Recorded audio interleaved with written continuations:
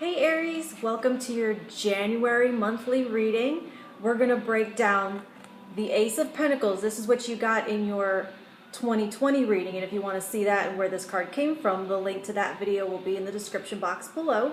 Also, please don't forget to hit the like button, and if you feel like your situation is playing out differently than this general reading, my information for a personal reading is down below as well.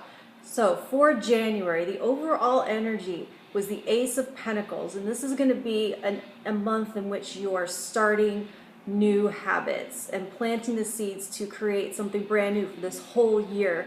It really does sum up the energy of New Year's resolutions and bringing them into reality, and not just the ideas, but starting to actually take those steps in the physical world and plant those seeds. And so I'm going to use Botanical Inspirations to get a week-by-week breakdown of how this Ace of Pentacles energy is going to play out for you this January.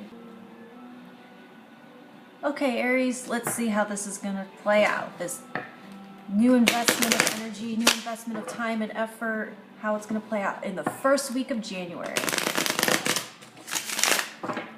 How can we best use this energy the first week of January? All right. Enthusiasm and friendship. So you're going to be investing in your connections, it looks like, the first week. Let's see about the second week. Second week of January for Aries. Faithfulness and modesty. We shall see the third week of January for Aries.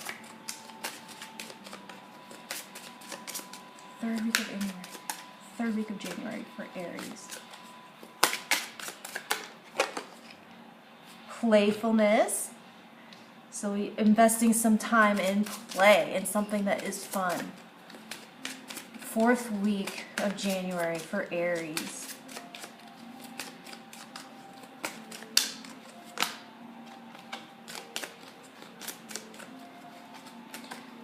Let's see how the fourth week plays out.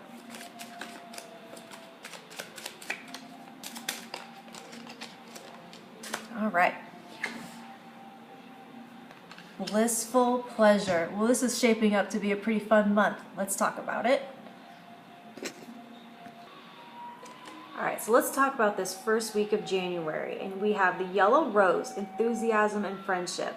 So I feel like what you're going to be investing in this first week, you're going to be spending a lot of time nurturing new friendships and new connections.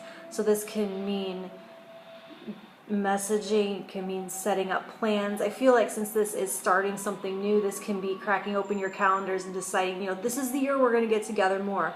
This is going to be the year that we invest more in the people around us and try to plant the roots of something that's going to grow into more long-term beneficial connections that are going to feel good and that are going to grow and become more stable and solid and more like family over time.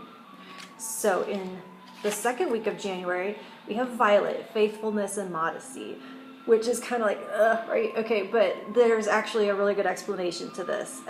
This has to do with when you're working on something, not making a big to-do about it and telling everybody what your plans are because you want all of attention about it. This is kind of like that, just keep it to yourself, close your lab door and get to work, and don't let other people's influence and opinions influence you, or let anyone else get wind of what your ideas are, or anyone say, you know what, I don't think that's a good idea, and then it kind of puts you off course. So whatever it is that you're investing right now at this time, it's kind of something that you need to just close the doors on and you do it. And then when you get to reveal the end result, everyone's like, oh my god, I had no idea you had that brewing or that baking. You're like, yup. So it means do whatever you're doing on the down low and don't make a big to-do of it, because it's not about the attention, it's about getting the work done and growing the thing. In the third week, we have hyacinth, playfulness.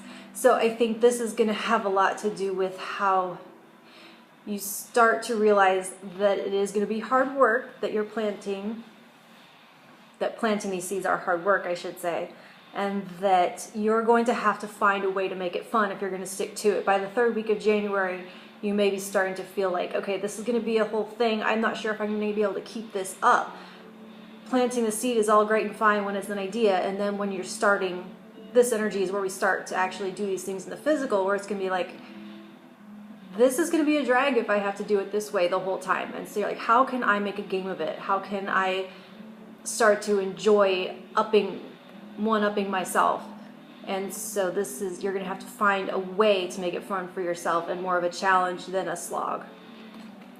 And then the 4th week, sweet pea, blissful pleasure. It sounds to me like you're getting a hang of it. Like, so where this week you're starting to try to figure out how to make it a game, you may be learning how to apply that into other ways. This has to do with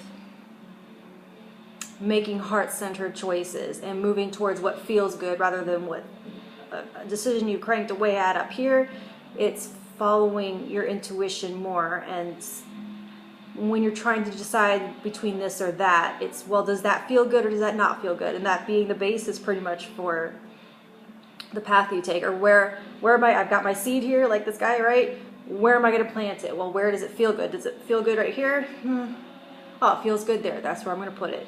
So it's kind of learning to tune in to that vibration of what feels good and follow that. And you'll be better able to do that once you've kind of tapped into this playful energy and made it a priority, and knowing that life is hard, life sucks, and you have to figure out ways to make it fun and to follow the joyful parts and to include that and to incorporate that, and being, that has to be your ultimate goal at the end of the day, is following that bliss.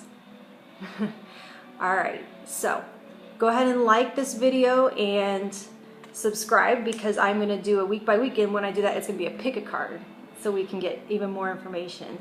Thank you, Aries.